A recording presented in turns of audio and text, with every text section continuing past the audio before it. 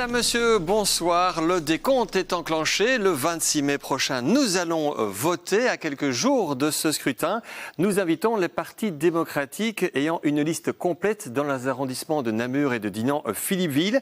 Cette année, nouveauté, pas de débat entre partis politiques, mais bien un débat entre un parti, d'une part, et des représentants des syndicats, du monde associatif et de la société civile en général, d'autre part. Pour cette émission, ce soir, place à Écolo.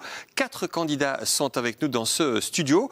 On salue France Massé, mais bonsoir. Également Valérie Delporte, Stéphane Azé et Raphaël Frédéric. Bonsoir. Bonsoir, soyez les bienvenus dans ce studio. Je vous présente également notre politologue Jean-Benoît Pilet, professeur à l'ULB. Il est avec nous, il est aux avant-postes. Il va suivre ce débat de près. Et puis nous réaliserons un débriefing en fin d'émission. On entre directement dans le vif du sujet avec la partie face aux syndicats.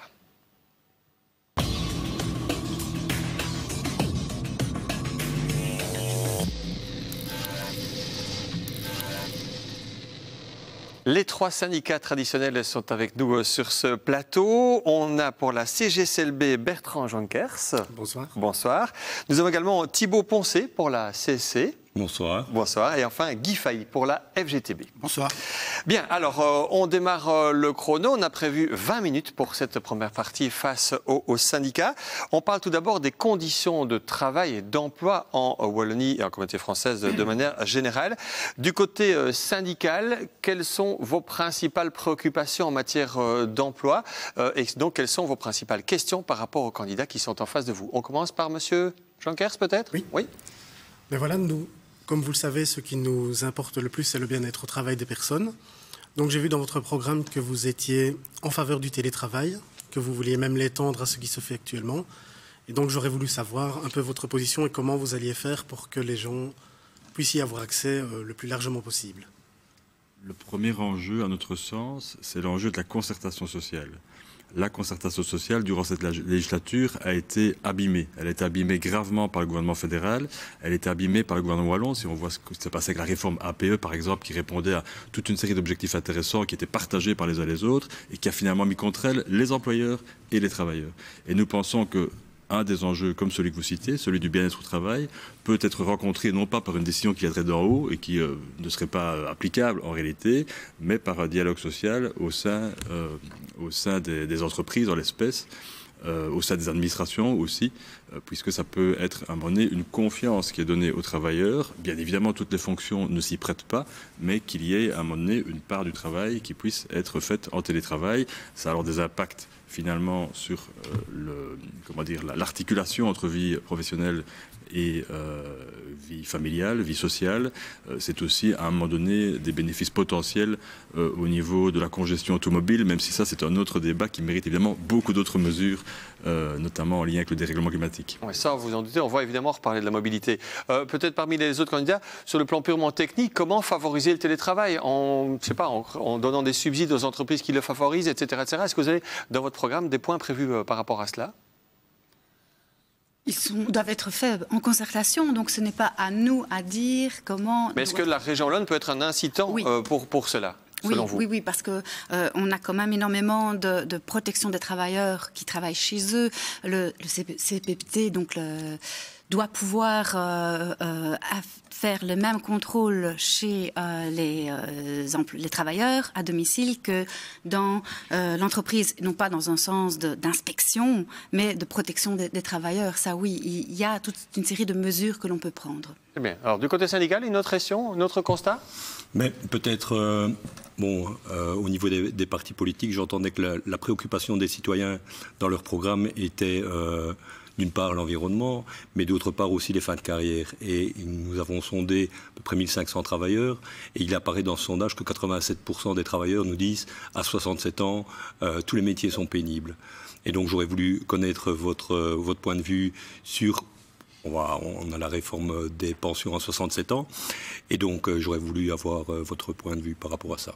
Alors, Président, c'est un dossier plus fédéral, hein, on est un débat régional, mais effectivement, au niveau wallon, on peut avoir des leviers, je suppose. Effectivement, on est favorable au retour de la pension à 65 ans, ça c'est une chose, mais ce sera du ressort du fédéral. Sinon, il y a d'autres mesures qui peuvent être prises aussi, comme le plan Tandem, qui va permettre à des travailleurs à partir de 55 ans de progressivement sortir, prendre des diminutions de temps de travail avec une embauche compensatoire de jeunes et la personne âgée va pouvoir accompagner le jeune sous une forme de tutorat. Donc là, il y a toute une série de mesures. C'est vrai aussi que nous voudrions pouvoir revenir en arrière sur tout ce qui est forme de créditant, etc. Donc là, oui, c'est important. On voit très bien qu'il y a de plus en plus de personnes qui n'arrivent pas jusqu'au bout de leur carrière, qui tombent malades, et c'est pas une solution. C'est pas une solution respectueuse des travailleurs. Et là, il y a vraiment des mesures à prendre. J'entends que vous parlez de tutorat. Mais effectivement, j'ai vu que dans votre programme, ça apparaissait. Maintenant, est-ce que le tutorat serait une obligation ou sur base volontaire? Et si, dans un cas comme dans l'autre, est-ce que ce tutorat, on va former les tuteurs à accompagner les jeunes? Alors, si vous le placez dans le cadre du plan Tandem, je pense qu'il y aura toute une série de conditions, effectivement. Et la formation, qu'elle soit du tuteur ou de tous les travailleurs tout au long de la carrière, est quelque chose que nous voulons vraiment mettre en place dans la vie professionnelle, avec au minimum 5 jours de formation pour chaque travailleur. Et donc c'est vrai que en fonction des besoins, ça peut être orienté sur le tutorat si l'entreprise veut rentrer dans le plan Tandem. Ça, tout à fait. Ça pourrait être une formation qui répond à d'autres besoins, comme on sait très bien qu'il y a beaucoup de femmes. Enfin, les femmes accèdent beaucoup moins à la formation que les hommes. Donc là, il faudra un peu orienter les formations de ce côté-là. Et aussi, les personnes qui ont moins d'éducation, de scolarité, ont recours nettement moins que les autres travailleurs aux formations durant toute la carrière. Et donc, il faut vraiment orienter la formation en fonction des besoins. Et si le tutorat est un besoin, c'est clair qu'il faut aussi former les tuteurs. Monsieur Failly, sur les conditions de travail. Un élément de réponse par rapport à l'obligation. Bien sûr que la logique d'une fin de carrière qui est organisée de cette sorte est évidemment à la liberté du travailleur. Il ne s'agit pas d'imposer à quelqu'un de m'amener passer à mi-temps sur ces dernières années si en fait cette personne, parce que ça correspond à son contexte de vie, souhaite elle travailler encore à temps plein jusqu'à amener l'âge de la pension. Mais c'est vraiment le contraire de ce que le gouvernement a organisé, parce que lui il a pris les choses dans le mauvais sens. Il a d'abord porté l'âge de la pension à 67 ans, contrairement aux engagements qu'il avait pris avant d'autres gouvernements. Et puis après, il vient discuter sur la pénibilité avec des conditions, insupportables pour une série de professions. Bien. Monsieur Failly, sur la question sur les conditions de travail, et puis après on passe au monde de l'entreprise. Sur les conditions de travail, moi je voulais surtout revenir sur les conditions d'aide à la création d'emplois. Et bon, on ne reviendra pas sur la question de la réforme APE, qui fort heureusement n'a pas pu être votée sous cette législature. J'espère que dans la prochaine législature, si réforme APE il y a, elle sera en tout cas en concertation avec les organisations syndicales. Je suppose que votre parti s'y engage. Mais j'aurais voulu aussi qu'on puisse aborder la question des aides aux entreprises, puisque on est quand même dans un pays qui est fortement marqué par toute une série de subventions d'ordre public, y compris dans le secteur marchand. Moi, ce qui me pose problème, et on l'a vu avec des grandes entreprises qui ont fermé leurs boîtes après avoir reçu plein d'aides publiques, comment comptez-vous à la fois stimuler l'activité économique, mais faire en sorte aussi qu'il y ait une responsabilité sociale des entreprises, notamment en matière d'aide, qu'elle soit conditionnée, un petit peu comme dans le Maribel social, par exemple, au maintien de l'emploi, la création d'emplois nouveaux, et à un contrôle qui soit fait effectivement de manière paritaire, et donc en impliquant les organisations représentatives des travailleurs. Et comment éviter les erreurs du passé, hein, Absolument. Si je comprends. Alors, votre réponse du côté des colos? Et clairement, au niveau des réductions de charges, c'est d'ailleurs un mot cotisation qui est un mot tout à fait mal utilisé. Réduction de cotisation sociale, notre volonté effectivement est de les conditionner davantage à l'emploi, ça c'est une première chose. La deuxième chose, c'est qu'au niveau ça c'est fédéral, au niveau de la région, il y a toute une série de leviers qui existent d'aide aux entreprises. Nous pensons que lorsque les entreprises s'en vont, alors qu'elles ont été aidées par les pouvoirs publics, il est évidemment indéniable qu'elles doivent rembourser si elles ont reçu des aides publiques en dehors des 5 ans. On a d'ailleurs déposé des textes au Parlement wallon, ils n'ont malheureusement pas pu être adoptés adoptées.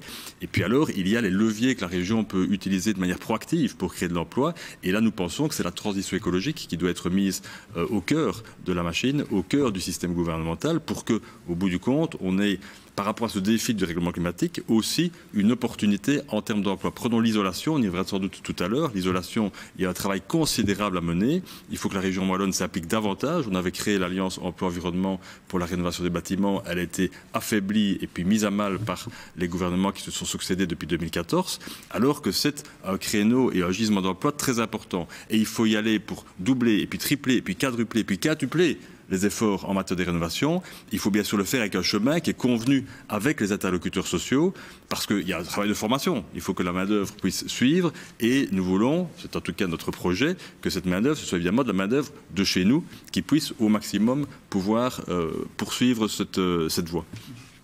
Monsieur Vailly, oui. Oui, justement, si je peux me permettre de parler de main-d'œuvre de chez nous. Alors, d'une part, bon, évidemment, comme organisation syndicale, on est respectueux de tous les travailleurs, y compris ceux qui viennent chez nous. Mais effectivement, est-ce qu'il ne serait pas temps d'insérer dans, notamment les marchés publics, toute une série de clauses aussi sociales et environnementales qui permettent de faire usage, justement, de main-d'œuvre locale qualifiée en Wallonie. Éviter le dumping social. Éviter le dumping social. Voilà. Votre réponse par rapport à ça? Clairement, il y a déjà des progrès qui avancent. Pas plus tard que récemment, le Parlement a encore voté un décret pour pouvoir agir plus fort dans ces clauses sociales dans les marchés publics. Et puis, il y a ce qui doit être fait aussi à l'échelle européenne, parce qu'on ne sait pas tout faire chez nous. On peut faire beaucoup de choses chez nous, mais il y a aussi des choses qui doivent être faites à l'échelle européenne, et notamment cette logique des droits de douane environnementaux et sociaux, pour que notre continent cesse de se mettre lui-même en concurrence avec des continents qui n'ont pas du tout les mêmes valeurs en termes sociaux et environnementaux. Je pense en particulier à la Chine, qui est un concurrent majeur. Et il faut à mon avis que les règles soient les mêmes, parce que sinon, ça veut dire que à chaque fois, c'est le nivellement par le bas. À chaque fois, il y a une pression avec les multinationales qui jouent sur tous les tableaux et qui, au bout du compte, mettent à mal, finalement, notre modèle de société. Bien. Alors, je propose que maintenant on parle du domaine on a déjà abordé un petit peu de la formation, formation de tout type en Wallonie. Du côté syndical, est-ce que vous êtes satisfait des mesures d'accompagnement ou pour que la formation des travailleurs se fasse au fur et à mesure? Est-ce que vous êtes satisfait de ces mesures? Qu'est-ce qui ne va pas ou qu'est-ce qui va dans ce secteur? Et donc, quelles sont vos questions pour les candidats et pour la prochaine législature? Oui, Monsieur Faye. Je pense que jusqu'à présent, en tout cas, étant un peu impliqué au sein de la Chambre emploi formation du bassin de Namur, je côtoie effectivement toute une série d'organismes de formation qui ont le sentiment que jusqu'à présent, on les a plutôt quand on est dans des logiques de concurrence, avec un système de subsides qui leur permet tout juste de survivre et qui est lié à des résultats de mise en formation qui ne correspondent pas toujours non plus aux réalités de terrain et à la sociologie de nos demandeurs d'emploi. Il y a plein d'autres problèmes qui se posent et aujourd'hui on a l'impression que tout se centre sur la compétitivité, l'employabilité, etc. Donc voilà comment aujourd'hui redonner un souffle qui permettent justement aux opérateurs de terrain de faire un travail de fond avec des demandeurs d'emploi qui sont bien souvent désocialisés et qui, au-delà de l'aspect formatif, ont besoin aussi de se remettre en selle. Madame Delporte ? Oui, effectivement, nous arrivons au même constat et nous le déplorons, cette espèce de focus sur le résultat. Dans les centres d'insertion socio-professionnelle, on demande pour l'obtention de subsides les chiffres de remise à l'emploi. Or, c'est un public extrêmement défavorisé, c'est très long. Il faut parfois faire un long cheminement de resocialisation avant d'arriver, in fine, à l'emploi. Et l'objectif n'est pas toujours de mettre la personne à l'emploi. Donc là, je pense qu'il faut revoir un petit peu les paramètres de subsidiation. Tout à fait. Et revaloriser effectivement toutes les entreprises de formation, tout ce secteur du non-marchand qui est très innovant dans ce domaine-là.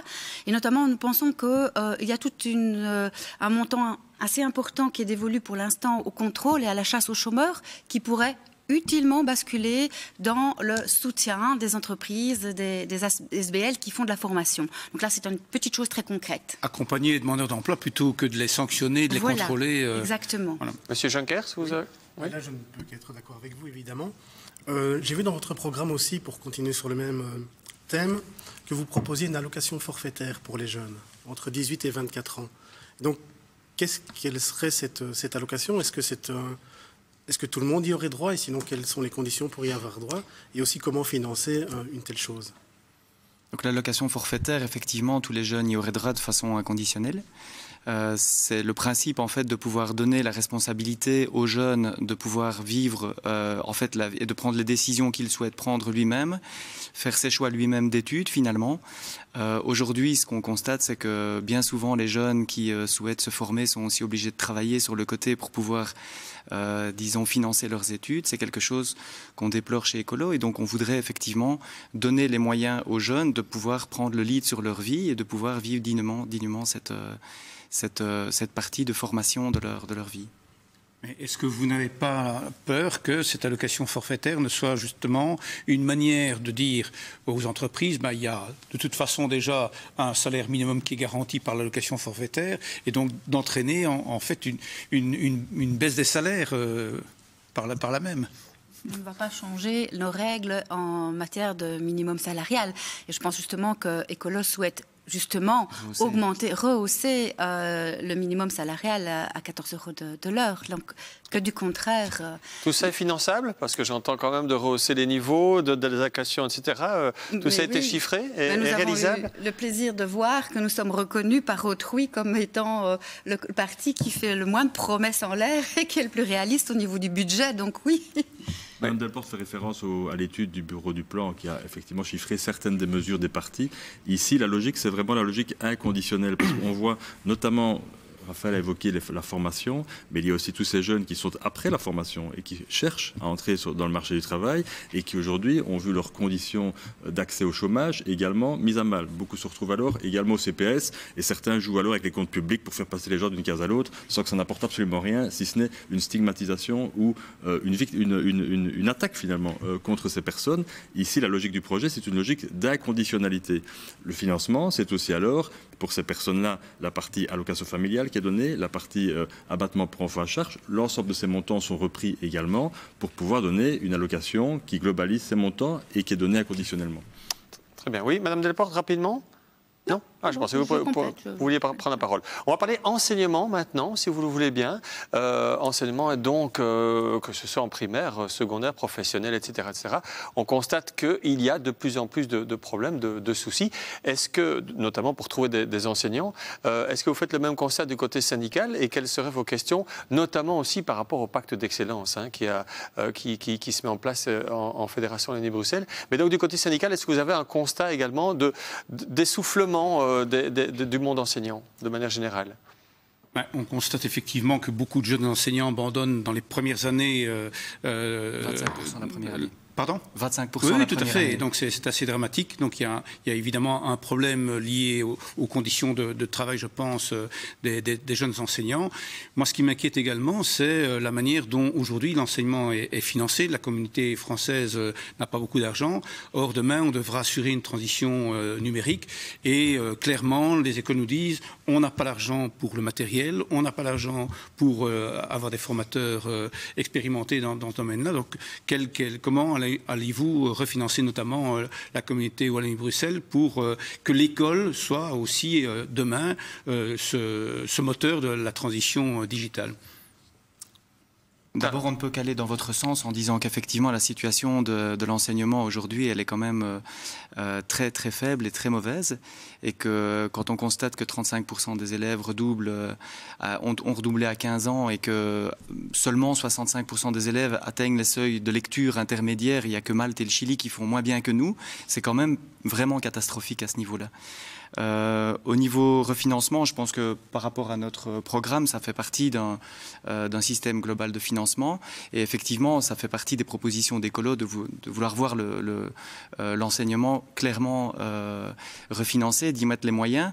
En fait, ce que nous souhaitons, l'enjeu pour l'enseignement, c'est d'outiller correctement les enseignants, c'est-à-dire de leur permettre d'avoir un accompagnement, un tutorat, qui justement fait qu'ils n'abandonneront pas la première année, ni la deuxième, c'est 40% la deuxième année, je disais 25% tout à l'heure, et faire en sorte que justement on mette en place les moyens au niveau de cet accompagnement. Aujourd'hui, finalement, ce que le gouvernement aidé des libéraux a mis en place, c'est un décret titre et fonction qui ne fait qu'accentuer la pénurie.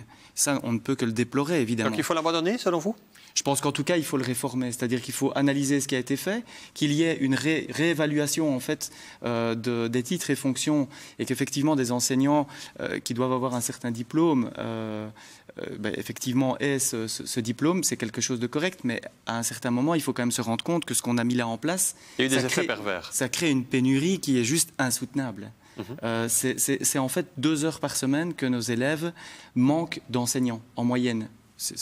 Sur un programme scolaire, c'est quand même énorme. Alors comment inciter aussi les jeunes à se lancer dans le métier d'enseignant, parce que là aussi, le problème il va s'accentuer, je pense, dans les prochaines années. Comment attirer les jeunes vers ce secteur?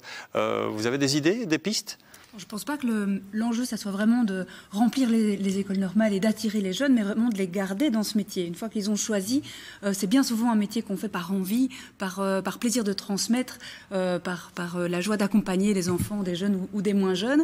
Et donc je pense que c'est une fois que les enseignants sont en place, qu'il faut au sein des équipes éducatives créer plus de ponts, puisque l'enseignant, en fait, même avec une très bonne formation, il est fort seul dans sa classe une fois que la porte du couloir est refermée.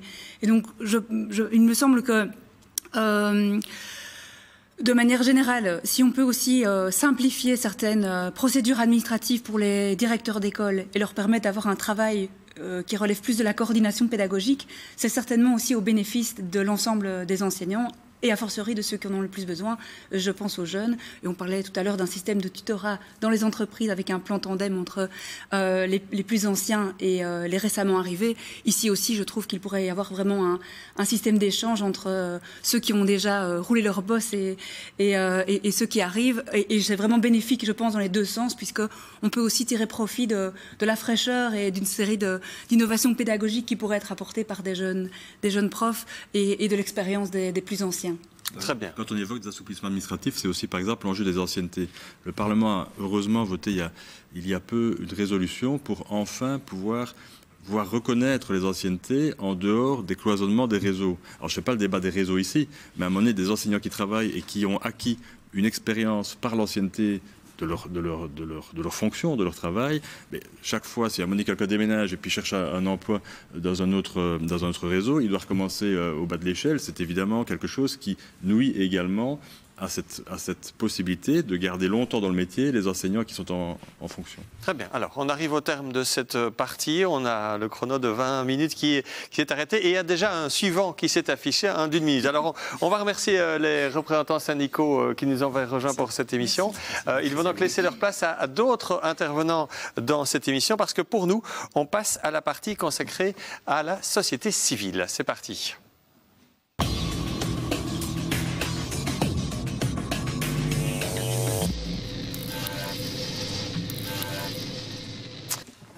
Alors, deuxième partie face à la société civile et pendant que nos nouveaux intervenants s'installent, on va tout d'abord aborder la question citoyenne et c'est pour cela qu'un chrono d'1 minute s'est affiché derrière les candidats. Une question posée par un citoyen, en l'occurrence ici, une citoyenne à Écolo directement. Je vous propose d'écouter cette question et puis vous aurez 1 minute pour y répondre. Voilà, c'est parti. Et je me pose la question de savoir si le parti écolo venait à être majoritaire, ce qu'il pourrait faire pour arranger la situation autre que de nouvelles taxes. Voilà, ça revient souvent par rapport aux écolos, notamment par rapport à toutes les problématiques du climat que l'on va aborder dans un instant avec les jeunes. Mais donc, comment comptez-vous faire pour mettre en place toutes vos politiques et tous vos projets sans lever forcément des taxes en contrepartie? Alors, qui s'y colle, monsieur Herzé? Clairement, notre volonté, c'est de ne pas augmenter la pression fiscale. Ça, c'est une première chose. 2, comment financer? Prenons l'isolation. L'isolation, c'est un investissement qui rapporte, parce que la facture baisse, la facture des ménages, la facture d'entreprise, la facture d'administration, et grâce à cette baisse de facture, on s'est donc organisé un cercle vertueux pour, au bout du compte, continuer le travail. Si on prend la mobilité, notre volonté, c'est clairement d'arrêter de construire de nouvelles autoroutes. Encore en 2019, on construit de nouvelles autoroutes en Wallonie, et des extensions, et des petits morceaux, et des grands morceaux. C'est des centaines de millions. Avec ça, c'est cet argent-là qu'on utilise pour développer les transports en commun, pour mettre davantage sur le vélo, et ainsi de suite.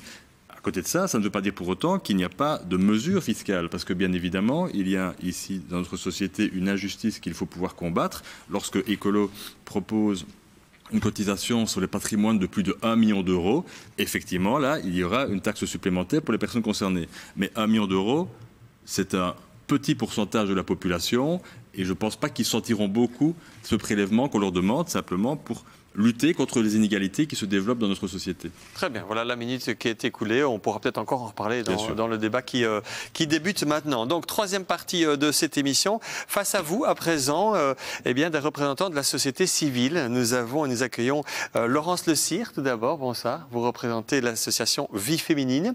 À vos côtés, eh bien, une représentante du GAPS, le groupe d'animation de la Basse-Sambre. On salue Marie-Laure Thierry. Bienvenue. Et puis à vos côtés, deux jeunes, comme dans toutes les émissions débat régional.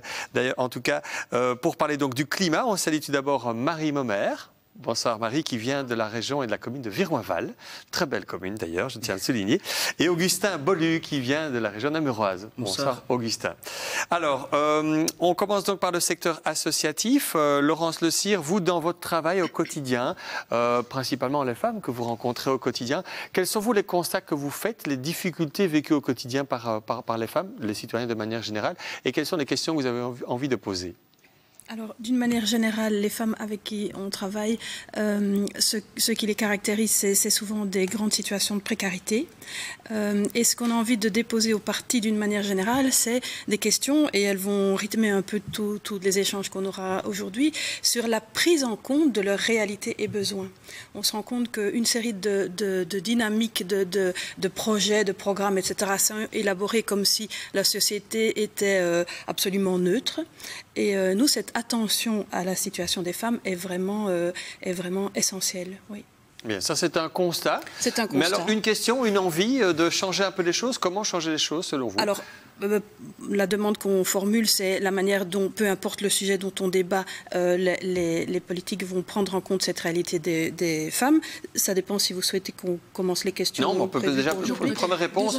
La problématique du genre, hein, comme on le dit souvent, voilà, comment tenir compte mieux. Je pense que c'est un constat qui est partagé par beaucoup, mais il manque les actions qui peuvent après mettre en place des projets concrets qui peuvent changer les choses.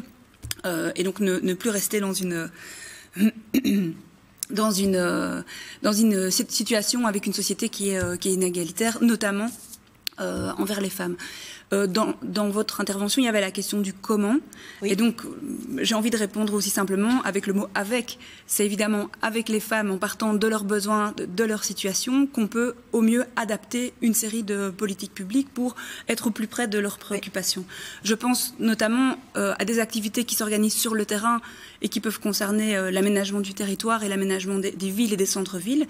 En réalisant les marches exploratoires avec des femmes, on se rend compte des besoins que ce public-là spécifiquement a en ville et qui est différent d'un public mixte ou d'un public d'hommes, puisqu'on sait que dans un ménage où il n'y a qu'une seule voiture, c'est plutôt les femmes qui vont se rendre en transport en commun ou au pied, et notamment avec les enfants pour les déposer sur le chemin du travail, ou combiner avec une course, passer à la pharmacie, c'est pour etc. la prise de constat, donc la manière de mesurer un peu les choses. Mais alors, par exemple, en aménagement du territoire, qu'est-ce que ça pourrait être, les solutions envisagées ? Je trouve qu'après les constats, la participation, on peut aussi sans doute amener davantage de participation, donc, parce que je pense qu'amener le constat peut donner aussi envie d'agir dans le concret, et donc de participer à des propositions de plus en plus concrètes, et ainsi, j'espère, réduire alors le fossé dont vous parliez tout à l'heure entre des intentions générales de réduction d'inégalités et des problèmes très concrets. Et sur une revendication comme par exemple celle d'un ministère des droits des femmes à tous les niveaux de pouvoir, quelle serait la position d'Écolo ? C'est une bonne idée, et c'est une bonne idée en lien avec un mot un peu compliqué qui s'appelle le gender mainstreaming. Ma collègue Hélène Reckmans, il travaille beaucoup au Parlement de Wallonie, au Parlement de la Fédération Wallonie-Bruxelles, c'est-à-dire, pour le dire très simplement, que chaque projet de décision soit examiné sous l'angle des conséquences que cela représente pour les femmes, pour les hommes et pour les femmes, mais donc pour les femmes. Et quand on voit la mesure, par exemple, qui a été prise par le gouvernement fédéral en matière de pension, eh bien, les conséquences sont catastrophiques et elles portent d'abord sur les femmes. Alors vous allez me dire, tiens, pourquoi dans le décret, dans la loi, pardon, on ne voit pas qu'on parle des femmes ? Non, mais lorsque, par exemple, on met à mal les périodes assimilées, prenons les périodes où finalement les personnes ne travaillent pas, de manière générale, eh bien, on constate qu'alors, du coup, tenant compte de cette société où les femmes ne sont pas en égalité que les hommes dans les faits, eh bien, les conséquences sont dramatiques pour une série de femmes. Et ce genre de mécanisme, si à un moment donné, on a une autorité de conseil qui donne une analyse préalable à la décision, au minimum, le débat peut être d'autant plus riche que pour dire, attendez, là, vous avez vu qu'il y avait des conséquences problématiques pour les femmes. Pour le moment, c'est l'opposition qui dit ça. Mais quand à un moment donné, une institution reconnue viendrait dire aussi ça au gouvernement, ben forcément, ça met du poids dans la balance. Le débat avant, évidemment, la décision. Marie-Laure Thierry, vous, dans votre quotidien, votre travail au quotidien, les gens vous côtoyez, essentiellement donc dans la basse-sambre. Qu'est-ce que vous constatez, vous? Qu'est-ce qui ne va pas? Qu'est-ce qui vous chipote? Et donc, qu'est-ce que vous avez envie de changer? Eh bien, pour faire le lien directement avec les questions liées aux femmes, j'ai vu que dans votre programme, il y a une mesure qui va concerner le pouvoir, la perspective de rendre le pouvoir aux citoyens. Donc, au même titre que vous avez la perspective de pouvoir consulter et rentrer dans une démarche participative. Nous, on travaille avec un public qui est particulièrement exclu et j'entends bien à la mesure d'aller vers les gens et de créer des sphères où ils peuvent participer à la construction des politiques à venir. Mais je m'interroge sur la manière, j'entends bien, des collectifs au niveau de la consultation, mais il y a au sein des associations aussi des missions qui sont dévouées à faire le pont entre les citoyens qui sont exclus et qui ne sont pas nécessairement entendus dans la chose politique. Et je me demande comment vous allez faire pour pouvoir soutenir ces associations et est-ce que vous êtes conscient du fossé qui est en train de se créer non seulement entre les citoyens et le monde politique, mais aussi entre les associations et le monde politique. On passe aujourd'hui davantage de temps à chercher des moyens non structurels ou à défendre nos moyens structurels, à se justifier. Il y a une rupture de confiance de la part du politique, des pouvoirs subsidiants à l'égard des associations. Et on passe aujourd'hui davantage de temps à se justifier du travail qu'on doit réaliser, tant qu'on devrait pouvoir passer à aider les personnes les plus exclues, les femmes et toute une série d'autres publics, à aller à votre rencontre. Donc, alors, votre réponse, comment casser cette mauvaise spirale? Oui, effectivement, et ça concerne essentiellement le secteur non marchand. D'abord, déjà, arrêter de l'appeler non marchand, mais d'en parler comme secteur à profit social ou à plus-value sociale, parce que c'est un secteur qui est non seulement très pourvoyeur d'emplois, mais qui génère aussi énormément d'innovation sociale et qui répond à des besoins de la société. Et ça, nous en sommes convaincus. Là, je pense qu'il faut absolument reconsidérer ce secteur, non pas comme quelque chose qui coûte de l'argent, mais comme quelque chose qui amène énormément de bien-être à la société et qui répond aux besoins. Alors, un des besoins, je pense aussi, de ces associations, c'est effectivement la stabilité financière. C'est beaucoup d'appels à projets, beaucoup de travail pour pouvoir être subsidié sans jamais être sûr d'avoir le subside. Et il y a une insécurité énorme dans ce secteur-là. Je pense qu'il faut qu'on change la façon de subsidier et de façon beaucoup plus stable, permettre la pérennité dans ces actions-là. Comment faire alors? Les critères d'attribution de subsides doivent changer. C'est plus forcément par rapport à des concours et de compétitivité, mais là, il y a des choses concrètes qui peuvent être faites.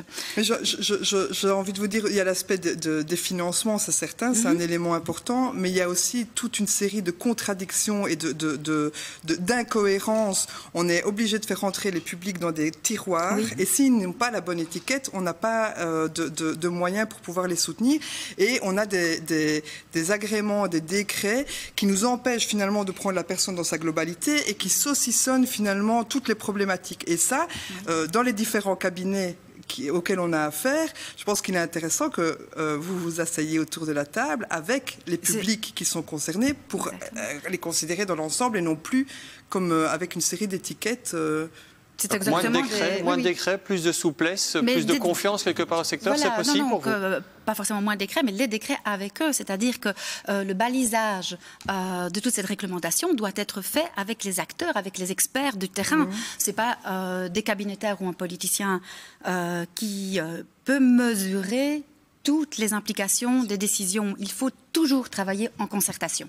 On en revient aux dégâts qui étaient faits par la réforme APE, parce que quand on regarde l'inquiétude que ça a généré pendant presque 1 an et demi, quand on pense à toute l'énergie qui a été demandée à toute une série d'acteurs de terrain pour d'abord s'inquiéter de leur situation, pour pouvoir créer des argumentaires avec ceux qui les représentent, pour à un moment donné pouvoir tirer la sonnette d'alarme. Mais quel gâchis, en fait, quel gâchis. Et là derrière, c'est aussi le rôle de la parole publique, le rôle de la parole publique par rapport à un message de confiance à l'égard des associations, alors qu'on a vu des ministres dire à l'inverse que finalement certains ne faisaient rien, c'était quasi ça.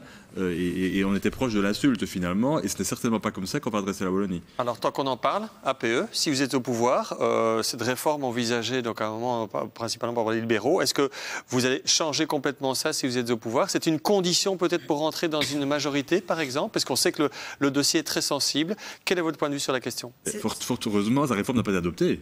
Oui. Donc il ne s'agit pas de l'abroger puisqu'elle n'est plus là. Mais elle est sur la table. Et attention, si les partis qui étaient au pouvoir y sont de nouveau, alors vous, si vous rentrez en majorité, est-ce que c'est une condition pour rentrer dans une majorité? Mais je pense que même le secteur est demandeur d'une réforme, mais c'est la manière dont on va arriver à cette réforme qu'il faut revoir. Et donc le travail en concertation. Ça, c'est clair. D'accord. Donc, de toute façon, vous revoyez la copie à la base. Parce que les objectifs, certains objectifs de la réforme, que ce soit la transparence, que ce soit le lien avec les politiques fonctionnelles, c'est-à-dire la reconnaissance des besoins de la société qui sont rencontrés par les associations, ces enjeux-là, ils font consensus avec les employeurs et les travailleurs. Et après, c'est le chemin pour pouvoir ne pas inquiéter tout le monde, notamment en lien avec des timings complètement démesurés et qui, au bout du compte, mettent le feu alors que on part d'un point de départ qui est partagé. C'est là que le gâchis est quand même extraordinaire. En tout cas, c'est un des gros dossiers, je suppose, de la prochaine législature. Oui, évidemment, parce que c'est une part importante du budget. Très bien. Allez, voilà, on arrive plus ou moins à la moitié de ce débat consacré aux associations et on va parler maintenant du climat avec les jeunes qui nous ont rejoints, les jeunes qui descendent dans la rue, qui veulent beaucoup et beaucoup d'actions concrètes. Alors, je vais m'adresser à Marie tout d'abord. Quels sont, toi, tes constats que tu fais, le combat depuis quelques semaines? Est-ce que tu penses que les politiques y répondent ou semblent y répondre? En tout cas, quelle est ta volonté ou ton analyse de la situation? On peut remarquer que beaucoup de personnes sont avec nous et nous encouragent, mais que la politique ne met pas forcément le climat comme en priorité principale dans leur programme. Et donc, c'est pour ça que je suis là aussi, pour justement donner mon avis et poser mes questions. Oui, alors ceci dit, du côté des colos, je suppose quand même que le parti répond. Alors, quelles sont peut-être tes envies, les dossiers que tu voudrais voir avancer pour la prochaine législature? Donc moi, j'avais une question au terme de la mobilité, justement. Parce que vu que je fais partie d'une plus petite région, Viroinval, et on n'a pas forcément de parking de covoiturage, de mobilité douce pour se rendre aux petits commerçants du coin ou un peu plus loin, même 2-3 km. Et j'avais une question par rapport à ça, ce que vous... Oui. On peut proposer. Alors attention, il y a les communes qui peuvent agir, mais la région wallonne peut évidemment, la Wallonie, que l'on dit maintenant, peut agir. Donc au niveau des colos, en effet, depuis le début, on a cette préoccupation centrale par rapport aux enjeux climatiques. Je le redis parce que je ne pourrais pas commencer mon intervention sans le dire. Et au niveau de la mobilité, on a vraiment le souhait de pouvoir investir massivement dans la mobilité durable, dans la mobilité qui est partagée. Tu parles de parking, de covoiturage, et aussi dans la mobilité douce, donc par exemple dans le vélo. J'ai appris qu'en Suisse, il y a 3 fois plus de personnes qui se rendent au travail en vélo. En Suisse, quoi. Donc, c'est pas un problème de montagne, c'est un problème d'investissement public pour permettre des aménagements qui permettent de sécuriser le côté des routes ou de créer des voies alternatives et aussi un changement de pratique, sans doute, où il faut parfois apprendre à délaisser la voiture pour de plus petits trajets et à emmener ses enfants faire une course à l'école d'une autre manière. Donc ça, c'est vraiment dans les projets d'écolo, c'est ce qui nous tient très fort à cœur, et on voit aussi que c'est vecteur de vie sociale, de convivialité, puisque ce sont aussi des temps et des moments où on se rencontre, et tout ça a du sens, évidemment, puisqu'alors on diminue notre impact sur la pollution. Alors, je vais être purement concret. Est-ce que dans vos mesures, vous avez prévu des mesures où on va automatiquement systématiser, par exemple, pistes cyclables automatiquement le long de chaque route régionale? Est-ce que vous allez aider les communes pour la mobilité douce? Et puis après, on va parler peut-être aussi des transports en commun, des bus. Mais d'abord, sur ce plan-là, est-ce que vous avez systématisé des mesures ou prévu des mesures? Donc, il y a un décret qui est passé récemment au Parlement wallon, où sous l'impulsion d'Écolo, on a maintenant une règle dans ce décret qui amène à systématiquement comme vous le dites, prendre en compte un trajet de mobilité douce sur toute nouvelle route ou sur tout nouvel aménagement routier. Donc pour nous, ça nous semble vraiment utile de réfléchir du coup dès le départ d'une bonne manière, parce qu'après, on sait que quand les routes sont mises en place, c'est parfois compliqué de se déplacer à pied ou à vélo d'un point à un autre quand l'aménagement est prévu uniquement pour des voitures. Les autres usagers ont parfois de réels problèmes de sécurité. Bien. Parlons au transport en commun, les bus essentiellement, puisque les trains, c'est une matière fédérale. On n'en parle pas forcément ici, mais concernant les bus, Augustin, toi, le constat dans ta vie de tous les jours, est-ce que c'est facile de déplacer en bus? Et quelle est ta volonté peut-être, les demandes que tu peux formuler aux partis en face de toi? Oui, on peut remarquer que se déplacer en bus ou en tout cas en transport en commun en Wallonie, dans les petites communes, dans les petits villages, c'est pas toujours très simple. Alors il y a des bus qui passent, mais aux mauvaises heures. Il y a des bus qui passent, mais qui sont pleins. Alors, quelle est réellement vos motivations quant à développer ce système de bus, ou en tout cas peut-être même trouver un autre système, peut-être encore une mobilité encore plus douce que les bus, comme les vélos, comme on vient d'en parler? Est-ce que vous désirez réellement développer les systèmes de bus, ou bien vraiment tendre vers une mobilité qui serait plus collective, le covoiturage, ou bien qui serait plus douce comme le vélo? Je pense que tu mets le point sur un enjeu essentiel, c'est la multimodalité. Et probablement que pour répondre à un des enjeux de la mobilité dans les zones très rurales, comme celle dans celle où vous habitez, c'est la multimodalité. C'est faire en sorte qu'effectivement il y ait un bus qui puisse vous transporter jusqu'à une gare, que cette gare puisse vous amener à un autre point, et éventuellement là vous pouvez prendre un vélo pour vous rendre à l'école ou que sais-je. Et ça c'est quelque chose sur lequel Ecolo ne transigera pas. On souhaite investir massivement justement pour dynamiser ces différents modes de transport. Le partage de voitures est aussi quelque chose qui est je vais dire, très positif. Stéphane Azé, puis après une question de Mme. En fait, c'est le contraire de ce qui a été mené pendant 5 ans, parce que sur le terrain de la mobilité, c'est une législature perdue. Au niveau du budget du TEC, il était affaibli sur la législature d'environ 90 millions d'euros par rapport au contrat de service public qui avait été négocié entre le gouvernement et le groupe TEC. Ça veut dire que l'offre qui devait croître, elle n'a pas cru. Et ça veut dire aussi que le plan vélo a été mis de côté. Et par contre, on a encore finalement axé l'essentiel des moyens sur routes et autoroutes. Ça ne veut pas dire qu'il ne faut pas investir dans les routes. À un moment donné, il y a des plans de réhabilitation qui doivent être menés, et donc je n'ai pas envie de voir les choses en noir et blanc, mais par rapport à la situation dans le mur dans laquelle on est, parce que finalement, sur cette législature, les embouteillages ont augmenté, la qualité de l'air s'est détériorée. Autant sur l'isolation, on n'avance pas assez vite, mais on va quand même dans la bonne direction. Autant sur la mobilité, on continue à aller dans la mauvaise direction.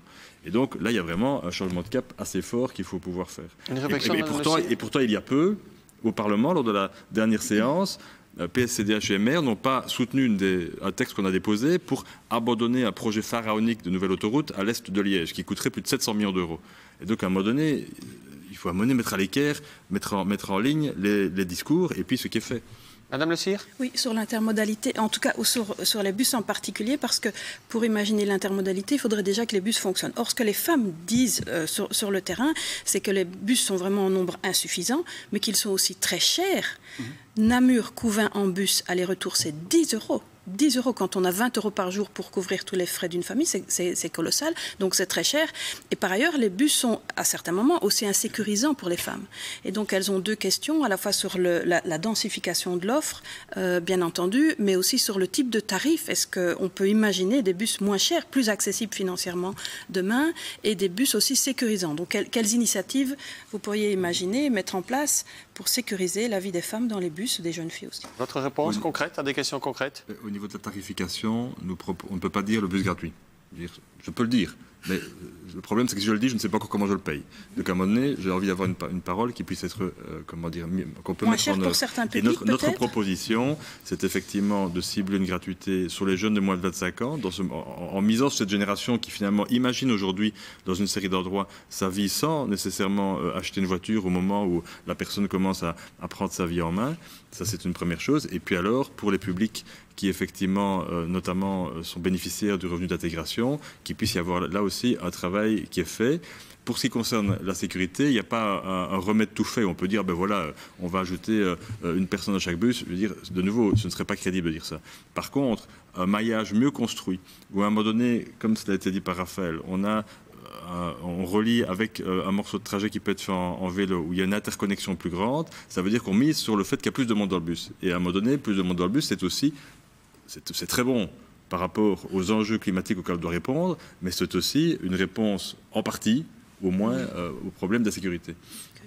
Oui, Madame Moi, je voulais peut-être juste encore un petit peu rassurer Marie, parce que avoir une politique climatique très forte, ce n'est pas en concurrence avec les autres politiques. Non, c'est vraiment une réelle opportunité pour le développement économique et pour rééquilibrer la justice sociale qui est mise à mal pour l'instant. Donc voilà, c'est vraiment, je pense, quelque chose de fondamental chez Écolo et depuis longtemps. Moi, je voudrais vous glisser une préoccupation qui se décale, mais je tenais beaucoup à ce débat pour porter la parole, qui est importante. Vous n'êtes pas sans savoir que pour le moment, il y a des migrants en transit sur les aires d'autoroute wallonne, et en particulier aussi sur Namur. Je voudrais savoir si Écolo est prêt à soutenir la mise en œuvre de centres d'accueil et d'orientation immédiatement, rapidement, parce que c'est urgent. Il y a des collectifs qui sont en train de s'épuiser, des jeunes qui sont en galère avec ça. Réponse sur ce dossier précis, Madame. Alors oui, effectivement, comme projet, c'est créer des centres d'accueil spécifiquement destinés aux migrants de transit pour d'abord répondre à leurs besoins vitaux et leur donner une information mais complète sur ce qu'ils peuvent faire, soit pour rester sur notre territoire, soit pour continuer leur route. C'est des moyens qui seront affectés aux communes, délocalisées, les communes qui sont concernées par les situations particulièrement. Oui, et on en connaît beaucoup, effectivement, et je vois très bien ce que c'est. Il y a des experts qui sont les collectifs citoyens, il faut les consulter absolument. Ils ont une expérience là de presque 2 ans, et donc c'est important. Même si c'est un domaine qui relève plutôt du fédéral, mais la Wallonie peut y jouer. Admirable aussi de toutes ces personnes dans des conditions difficiles, quand vous êtes sur la durée, qui comme ça se mettent dans un investissement pour des personnes qui arrivent et qui ne connaissent pas. Je dirais qu'il y a une générosité qu'il faut souligner. Et des communes qui ne bougent pas parce qu'elles disent qu'il n'y a pas de cadre légal et donc pas de moyens. Donc c'est bien à la région que je m'adresse. Visiblement, en tout cas, on connaît bien le dossier de part et d'autre de la table. Voilà, on termine cette partie ici. Merci aux intervenants de nous avoir rejoints sur ce plateau. Il nous reste 2 parties, le débriefing en fin d'émission, mais avant cela, on passe par la carte blanche.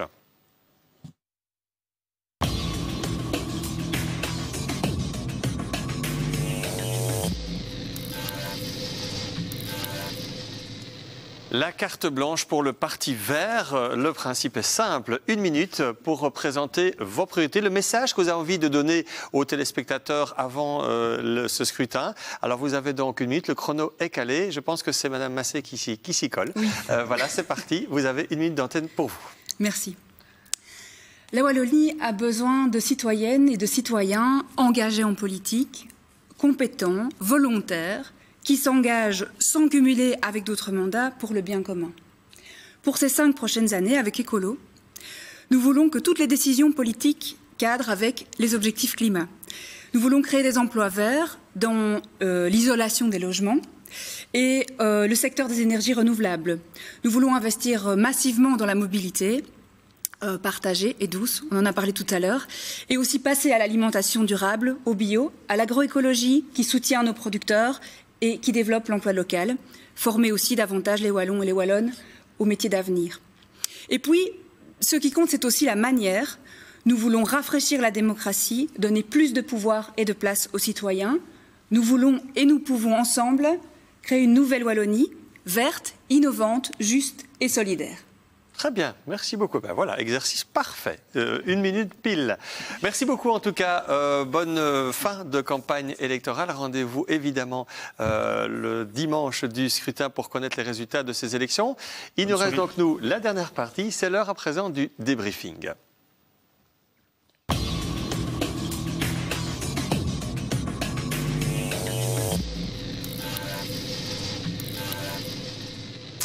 Et pour réaliser ce débriefing, on accueille Jean Bonapilet. Bonsoir. Bonsoir. Alors, que pensez-vous de ce débat très calme, de part et d'autre de la table, et des réponses à tout, je dirais, mais vous, de manière générale, quelle est votre analyse de ce débat? Je pense que c'était un débat, vous l'avez dit, serein, mais aussi un débat très intéressant pour les électeurs. Pourquoi très intéressant? Parce qu'on a une campagne où on parle beaucoup d'écolo. Depuis les élections communales, on parle beaucoup d'écolo. Les sondages donnent une progression du parti écolo. Mais l'essentiel du débat, en tout cas du débat médiatisé, va se concentrer soit sur les positions d'écolo par rapport aux enjeux climatiques, soit éventuellement sur la façon dont les différentes mesures vont être financées et sur l'impact que ça pourrait avoir en matière de fiscalité. Or, Écolo, comme les autres partis, mais encore plus quand on a un parti qui a le vent en poupe, c'est un candidat au pouvoir, un candidat à exercer des compétences plus varié que ce dont on parle dans la campagne. Et ici, on a eu vraiment un débat intéressant où les électeurs, les téléspectateurs peuvent se dire, ben voilà, en dehors de ces enjeux dont on parle beaucoup, quelles sont les propositions d'Ecolo? Qu'est-ce qu'Ecolo propose de faire en matière d'emploi, en matière de formation, en matière d'enseignement?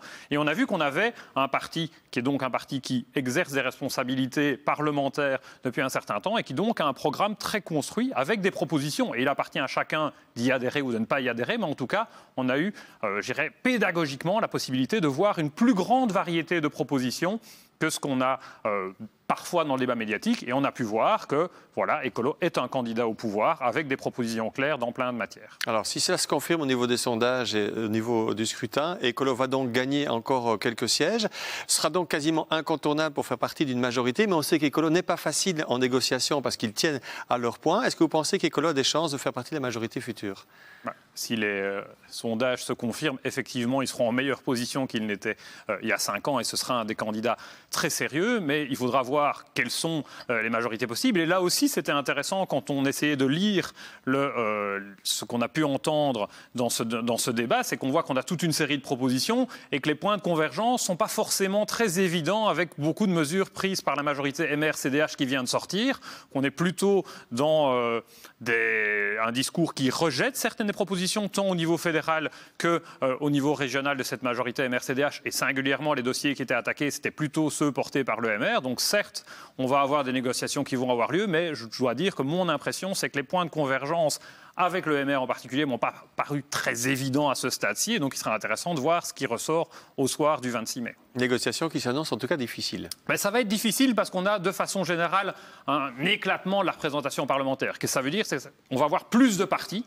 Et donc, par exemple, une des questions, c'est est-ce qu'avec 2 partis, on pourra former une majorité en Wallonie? C'est moins probable que ça ne l'a été dans les années précédentes. Et donc, évidemment, on sait que quand on met, c'est comme partout, quand on négocie à 3, c'est plus compliqué que quand on négocie à 2. Et donc ça pourrait être un des enjeux aussi du lendemain du scrutin. Mais d'abord, voyons ce que les électeurs vont choisir. Effectivement, on attend donc le 26 mai. Merci beaucoup, Jean Bonapillet.